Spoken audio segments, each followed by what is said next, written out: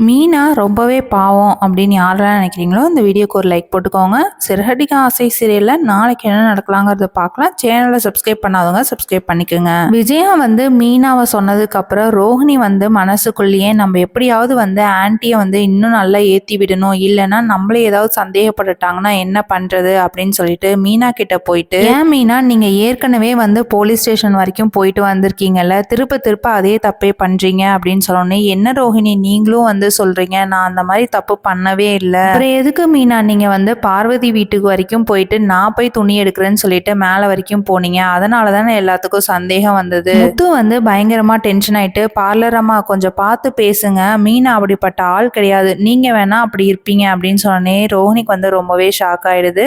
இந்த முத்து கிட்ட இருந்து நம்ம எப்பயுமே தப்பிக்க முடியாது போல, எப்ப பார்த்தாலும் ஏதாவது ஒண்ணு நம்மளை சொல்லிக்கிட்டே தானே இருக்காங்க அப்படின்னு நினைச்சிட்டு முத்து போயிட்டு அவங்க அப்பா கிட்ட, அப்பா சத்யா காசை எடுத்ததே இவங்களால தான், ஆனா அந்த காசை திருப்பி கொடுத்துட்டாங்க, எப்பயோ முன்னாடி நடந்தது, ஆனா அதுக்கே அம்மா கேஸ் கொடுத்தாங்கல்ல, இப்ப அவங்க பணம் காணோம் அப்படின்னா கேஸ் கொடுக்க வேண்டியதானே, இப்பயே போனை போட்டு பார்வதி அத்தை கிட்ட சொல்லுங்க, போயிட்டு போலீஸ் ஸ்டேஷன்ல கம்ப்ளைண்ட் கொடுக்க சொல்லுங்க அப்படின்னு சொன்னே ரோஹிணிக்கு பயங்கரமா ஷாக் ஆயிடுது. விஜயா என்ன பேசுறீங்க எல்லாரும், உங்களுக்கு எல்லாம் நக்கலா போயிடுச்சா, 2 லட்சங்கிறது எவ்வளவு பெரிய அமௌண்ட், நான் கேஸ் வாபஸ் வாங்கலன்னா உன் தம்பி இந்நேரம் ஜெயில இருக்கணும், அவனுக்கு பதிலா நீ இந்த வேலையை பண்ணிட்டு இருக்கிறியா, இரு நான் எப்படியாவது ஒன்று கண்டுபிடிக்கிறேன் அப்படின்றாங்க. விஜயா போயிட்டு போலீஸ் ஸ்டேஷன்ல கம்ப்ளைண்ட் கொடுப்பாங்களா, ரோஹிணி மாட்ட போறாங்களா என்னங்கிறத வெயிட் பண்ணி பார்க்கலாம். தேங்க்ஸ் ஃபார் வாட்சிங்.